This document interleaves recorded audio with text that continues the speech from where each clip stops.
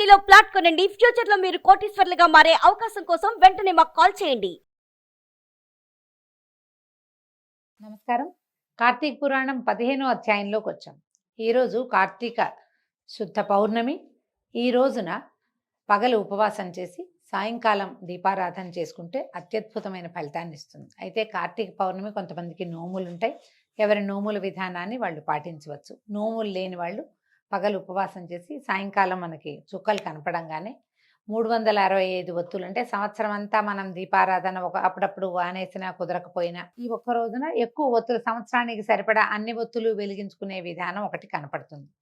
మీ ప్రాంతపు ఆచారం ఎలా ఉంటే అట్లా పౌర్ణమి నాడు తప్పకుండా విశేషమైన దీపారాధన చేయాలి. కుదిరితే లలితా సహస్రనామం లాంటివి పారాయణ చేసుకోవచ్చు, విష్ణు సహస్రనామం పారాయణ చేసుకోవచ్చు. విశేషంగా ఎవరికైనా భోజనాన్ని కూడా అందించవచ్చు, స్వయం పాకం ఇవ్వచ్చు. ఏది కుదిరితే అది చేసుకోవచ్చు. దీనికి సాధారణ నియమమే పగలు ఉపవసించడము, సాయంకాలం చంద్రోదయం అయిన తర్వాత పూజా విధానం ముగించుకొని భోజనం చేయటమే కనిపిస్తుంది. మీ అవకాశాన్ని బట్టి చేయండి. అయితే ఏం చెప్తున్నారో చూద్దాం. వశిష్ఠ మహర్షి జనక రాజర్షికి చెప్తున్నారు. ఈ కార్తీక మహాత్మ్యము విన్నవారికి చెప్పేవారికి కూడా పుణ్యాన్ని కలిగిస్తుంది, పాపాన్ని నశింపజేస్తుందట.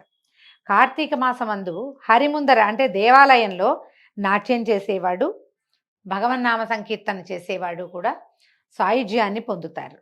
ద్వాదశి నాడు దీపమాలార్పణ చేసేవాడు హరికి దీపమాలార్పణ చేస్తే వాడికి వైకుంఠం లభిస్తుందట. శివుడికి కనుక దీపమాలార్పణ చేస్తే కనుక వీళ్ళకేమో కైలాసం లభిస్తుంది, కైవల్యం లభిస్తుంది. కార్తీక మాసమందు శుక్లపక్షంలో సాయంకాలం అందు విష్ణు పూజ కానీ శివ పూజ కానీ చేసేవాడు స్వర్గాధిపతి అవుతాడు. నెల రోజులు నియమంగా ఆలయ దర్శనం చేసేవాడు, శివాలయం కానీ విష్ణువాలయం కానీ ప్రతిరోజు 30 రోజులు మానేయకుండా దేవాలయ దర్శనం చేసేవాడు. వాడు అసలు దర్శనానికి నడిచి వెళ్తూ ఉంటే ఒక్కొక్క అడుగుకి ఒక్కొక్క అశ్వమేధ యాగ ఫలితాన్ని పొందుతాడట. మన ఇంటి నుంచి దేవాలయానికి నడిచి వెళ్తాం కదా, ఆ దూరాల్లో ఒక్కొక్క అడుగుకి ఒక్కొక్క అశ్వమేధ యాగ ఫలితం వస్తుంది. కార్తీక మాసమందు దేవాలయానికి వెళ్ళి దైవాన్ని దర్శించేవాడు. ఒకవేళ ఒక్కొక్కసారి ఏమవుతుంది, రోడ్డు మీదే మనకి దేవాలయం కనపడుతూ ఉంటుంది. దేవాలయాలు కనిపిస్తాయి, అక్కడ ఒక్క అడుగు ఆగి మనం వెళ్ళేటప్పుడు ఇట్లా ఇట్లా ఇట్లా అంటారు. చాలా మంది ముదు కూడా పెట్టుకుంటారు. ఇట్లా అంటాం కాదు, అభిముఖంగా తిరిగి వెళ్ళిపోతూ కాకుండా దేవాలయానికి అభిముఖంగా తిరిగి దర్శనం మొత్తం స్వరూపాన్ని చూస్తే కనుక వాళ్ళకు కూడా సాయుధ్యం లభిస్తుందట. బ్రాహ్మణులతో కలిసి ద్వాదశి నాడు బ్రాహ్మణులతో కలిసి హరికి గంధంతో, పుష్పములతోటి, అక్షతలతోనూ, ధూప దీపాలతోనూ, ఆజ్య భక్ష నైవేద్యాలతోని పూజించే వాడి పుణ్యానికి మితి లేదు.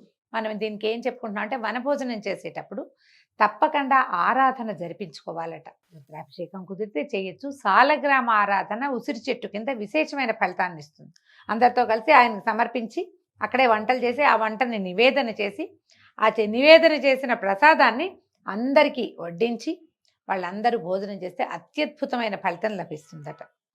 తర్వాత శుక్ల ద్వాదశి నాడు విష్ణువాలయమందు కానీ శివాలయమందు కానీ దీపములు వెలిగించి సమర్పించిన వాడు విమానం ఎక్కి దేవతా బృందంతో కొనియాడబడుతూ దైవలోకాన్ని చేరుకుంటాడు.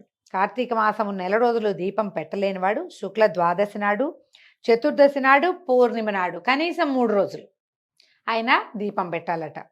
కార్తీక మాసమందు దైవ సన్నిధిలో ఆవుని పాలు పితుకున్నంత కాలం దీపం ఉంచిన ఎడల కూడా పుణ్యవంతుడు అవుతున్నాడు. ఎంతసేపు అంటే ఒక 10 నిమిషాలు 8 నిమిషాలు మనం దీపం పెట్టాం, ఒక 7-8 నిమిషాలు అది వెలిగినా కూడా పుణ్యం వస్తుంది.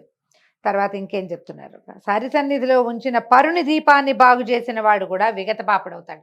ఎవరో దీపం పెట్టారు, ప్రమిద నిండా నూనె ఉంది, దీపం మలిగిపోతుంది, లేదా వెనక్కి ఒత్తి జారిపోయింది, ఒక్కోసారి కొడిగట్టి ఆరిపోతుంది కదా, మన గాలి తగిలి దీపం కొండెక్కుతుంది కదా, అలాంటప్పుడు వాళ్ళు పెట్టిన దీపమైనా కొద్దిగా ఎగసం దూసినా కొంచెం మన చేతిలో ఉన్న దీపంతో ఆ దీపాన్ని వెలిగించినా కూడా పాపాలు పోతాయట. ఇగో దీపం నశిస్తే దాన్ని తిరిగి వెలిగించేవాడు కూడా దారుణమైన పాపాలు పోగొట్టుకుంటాడు. దీంట్లో ఒక ప్రత్యేకమైన పూర్వగాథ ఉందట. దీన్ని వింటేనే పాపం నశిస్తుందట. చూద్దాం ఏం చెప్పారు. సావధానంగా వినండి. పూర్వమందు సరస్వతి తీరంలో సృష్టి మొదలు పూజా నైవేద్యాలు లేక జీర్ణించినటువంటి ఒక పరమ పురాతన విష్ణువాలయం ఒకటి ఉండేదట. కార్తీక స్నానార్థము కర్మనిష్ఠుడగు ఒక యతీశ్వరుడు ఈ సరస్వతి నదీ తీరానికి వచ్చాడు. వచ్చి ఇది ఏకాంతంగా తపస్సుకి అనుకూలంగా ఉన్నదని ఎంచి ఆ జీర్ణాలయం అందున్నటువంటి ధూళిని దుమ్ము ధూళి అంతా శుభ్రం చేసి అక్కడ ఇక్కడ అకటావికటంగా ఉన్నటువంటి చెట్ల కొమ్మలు అవి కొట్టేసి బూజులు తుడిచి శుభ్రం చేశాడు. తర్వాత ఏం చేశాడు, దగ్గరలో అంటే ఇలా అంతా నీళ్లు చల్లి తుడిచాడు. తుడిచిన తర్వాత చుట్టూతా ఉన్న గ్రామాలు చూశాడు. దగ్గరలో ఉన్న గ్రామానికి వెళ్ళి నూనె 12 దీపపాత్రలు అంటే ప్రమిదలు తెచ్చి దీపాలు వెలిగించి హరికి సమర్పించి ఈయన తపస్సులో ఉన్నాడు, సమాధిలో ఉన్నాడు. అంటే బహుశా మెడిటేషన్ చేసుకుంటాడనమాట, ధ్యానంలో ఉన్నాడు. యతీశ్వరుడు ఇట్లు చేయుచుండగా కార్తీక శుక్ల ద్వాదశి నాడు రాత్రి ఒక ఎలుక ఆహారం కోసం తిరుగుతూ విష్ణువుకు ప్రదక్షిణం చేసి మెల్లిగా ఈ దీపాల దగ్గరికి చేరింది.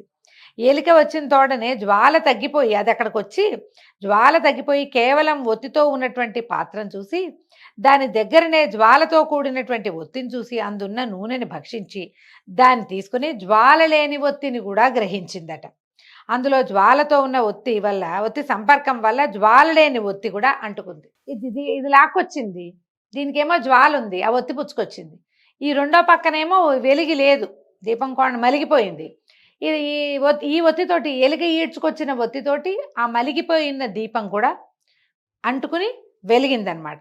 వెలిగేసరికలు రెండు మండేసరికలు రెండు కలిసి భగ్గుమని మంట పెద్దది వచ్చింది.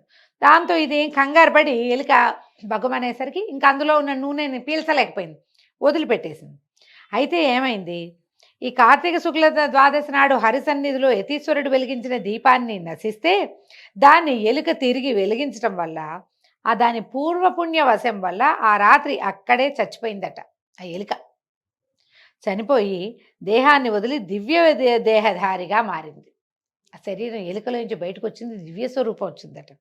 అది చూశాక ఏమైంది, ఏతి అప్పటిదాకా తపస్సులో కూర్చున్నాడు, ఉన్నట్టుండి ఒక పెద్ద వెలుగు వచ్చింది. ఆ వెలుగుకి కొంచెం ఆయన కదిలి సమాధిలో నుంచి కళ్ళు తెరిచి చూశాడట. చూసి ఓయి నీవెవడవు, ఇతడికి ఎందుకు వచ్చితివి అని అడిగాడు. అడిగేసరికల్లా ఆ ఎలుకలోంచి వచ్చినటువంటి ఆ దివ్య స్వరూపుడుగా ఉన్నవాడు యతితో ఇట్లా చెప్పాట, ఓ మహాన్భావ, నేను ఎలుకను, గడ్డి తుంపుల్ని వాటిని తినేవాడిని, నిత్యం ఈ దేవాలయం చుట్టూ తానే తిరుగుతుండేవాడిని. ఎలుకనైన నాకు ఇప్పుడు దుర్లభమైన మోక్షం లభించింది. ఇది ఏ పుణ్యం వల్ల లభించిందో నాకైతే తెలియదు. పూర్వముందు నేనెవరిని, నా ముందు కాలంలో నేనెవరిని, ఏం పాపాలు చేశాను, ఏ పాపం చేత నాకు ఈ ఎలుక జన్మ ప్రాప్తించింది, ఈ విషయం అంతా సర్వజ్ఞులు, మీరు మహానుభావులు చాలా రోజులుగా ఇక్కడ తపస్సు చేసుకుంటున్నారు కాబట్టి అదేమిటో నాకు తెలియజేయండి, నేను మీకు దాసుణ్ణి, శిష్యుణ్ణి, మీ దయకి పాత్రుణ్ణి అని పాదాలు పట్టుకున్నాడు. ఆయన ఈ యతి ఆయన ఎంతో కాలంగా ధ్యానంలో ఉండటం అలవాటైంది. ఆయనకి జ్ఞాననేత్రం తెరుచుకున్నది. తన జ్ఞాననేత్రంతో ఈ సర్వము విచారించాడు. ఈ ఎలుక తాలూకు పూర్వగాథ అంతా చూశాడనమాట. అప్పుడు ఆ ఉద్భూత పురుషుడితోటి ఇట్లా చెప్పాడట, పోయి నీవు పూర్వము బాహ్లిక దేశమందు జైమిని గోత్ర సంజాతుడవు, బ్రాహ్మణుడవు, కుటుంబ పోషణ పరాయణుడనవు, బాహ్లికుడు అనే పేరు కూడా ఉంది నీకు. అయితే క్రమంగా ఏం చేసావు నువ్వు, ఈ బ్రాహ్మణుడివి అయినప్పటికీ కూడా స్నానం సంధ్యలు విడిచి నిత్యము ఆశతో వ్యవసాయం చేస్తూ వివేకం లేక బ్రాహ్మణుల్ని నిందించేవాడు. ఇప్పుడు వ్యవసాయం చేస్తే తప్ప అని ఒక ప్రశ్న వస్తుంది. తప్పు కాదు. ఈ కాలంలో ఏ కాలంలో కార్తీక పురాణం చెప్పబడిందో అప్పుడు వ్యవసాయం చేసే జనం వేరు, ఆ సమూహం వేరు. బ్రాహ్మణులు స్నాన సంధ్యాదులు నియమంగా చేసి యజ్ఞయాగాదులు చేయాలి దేశక్షేమం కోసం. వాళ్ళ వల్లే పాడి పంట పుష్కలంగా వచ్చేవి, వానలు వచ్చేవి. ఇప్పుడు వీళ్ళు తాము చేయవలసిన పని మానేసి ఎవరో చేసే పని చేయకూడదు. అది తప్పని కాదు, అది వాళ్ళు చేయాలి, ఆ క్రియ వాళ్ళది. ఆశ కొద్ది సంపాదించాలనే ఆశతోటి మనం చేయకూడని పనిని చేయకూడదు, అది విధానం అన్నమాట. దేవపూజని వదిలి నిత్యము శ్రార్థ భోజనము తించు నిషిద్ధ దినములందు రాత్రింబగళ్ళు భుజించేవాడివి. కొన్ని దినాల్లో రాత్రిపూట తినకూడదు. పౌర్ణమి, అమావాస్య ఇలా కొన్ని తిథులు ఉంటాయి. తర్వాత ఏకాదశుల్లో కూడా రాత్రిపూట తినకూడదు. ఆ కాలానికి ఇంకొంచెం ఎక్కువ నియమం ఉండేది. అయితే అప్పుడు రాత్రిపూట కూడా రెండు పూట్ల భోజనం చేసేవాళ్ళు. కొన్ని రోజులు పగళ్ళు కూడా తినకూడదు, ఏకాదశులు పగళ్ళు తినకూడదు కదా. ఈ పగలు రాత్రి భోజనం చేసేవాడు. తర్వాత పిశాచములకు కాకులకు బలి ఇచ్చిన అన్నాన్ని తినుచు వేదశాస్త్ర మార్గాన్ని నిందించుతూ ఉండేవాడివి. స్నానం సంధ్యావందన తపస్సులు చేయవారిని చూసి నవ్వుతూ నిందించేవాడివి. కొంతమందికి ఇప్పుడు కూడా ఈ జబ్బు ఉంటుంది. ఎవరైనా సంధ్యావందనం చేసుకుంటే ఏమిట్రా ఇవన్నీ వేషాలు ఇస్తున్నావు అంటారు తోటి విద్యార్థుల్ని, చేయకూడదు అంటారు. దీనివల్ల ఏమొస్తుందంటారు, ఏ ప్రయోజనం లేని పని ఎందుకు చేస్తున్నావు అంటారు. ఏదో అంటారు, వాడి పద్ధతి ప్రకారం అని చేసుకొని అని ఊరుకోరు, మాట్లాడతాం.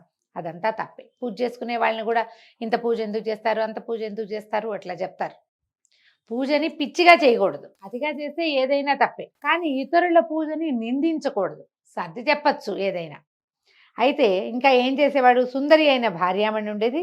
ఆమెకు సహాయం కొరకు నిరంతరము శూద్ర స్త్రీని ఇంటి వద్ద ఉంచుకుని మతివిహీనుడివై నిరంతరము దాంతో మాట్లాడుచు దాన్ని తాను తాకుచూ హాస్యములాడుచు దాన్ని పోషించుచు నీ పిల్లలకు దాని చేత అన్నం పెట్టించుచు కన్యను అమ్ముకొని శూద్రులకు చల్లా పాలు పెరుగు నెయ్యి అమ్ముకొని ధనార్జన పరుడివై ఉంటివి.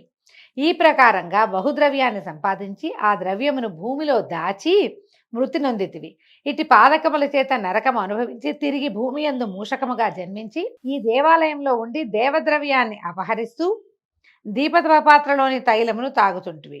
దైవవశం వలన ఈ దినమున నా చేత పెట్టబడిన దీపములు నశించిన దానిని నీవు వెలిగించితివి గనుక ఆ పుణ్యము చేత మూషకత్వం పోయి నీకు దివ్య రూపం కలిగింది. ముందు కూడా నువ్వు ఏంటంటే దీనివల్ల హరిభక్తిని కలిగి శాశ్వతంగా వైకుంఠంలో ఉంటావు అని ఈ ప్రకారంగా హరి ఈ యతి చెప్పినటువంటి మాటలు విన్నటువంటి ఆ ఎలుక నుంచి పైకి వచ్చినటువంటి పురుషుడు యతికి నమస్కరించి ఆజ్ఞ తీసుకుని పాపములను నశింపచేయు సరస్వతి నదికి పోయి త్రయోదశి చతుర్దశి పూర్ణిమ ఈ మూడు దినాల్లోనూ స్నానం చేసి ఆ మహిమ చేత జ్ఞానవంతుడై ప్రతి సంవత్సరము కార్తీక వ్రతం చేసి తన్మహిమ వలన అంతమందు సాయుధ్య ముక్తిని పొందాడు. కాబట్టి కార్తీక శుక్ల ద్వాదశి నాడు భగవత్పరాయణుడై స్నానదాన పూజ దీపమాలార్పణాధికారులు చేయవాడు హరికి ప్రీతుడై పాతకముక్తుడై సాయుధ్యాన్ని పొందుతాడు అని చెప్పబడింది. ఈ విధంగా 15వ అధ్యాయం పూర్తయిందండి. రేపు ఉదయం మళ్ళీ 16వ అధ్యాయంలో కలుసుకుందాము. నమస్కారం.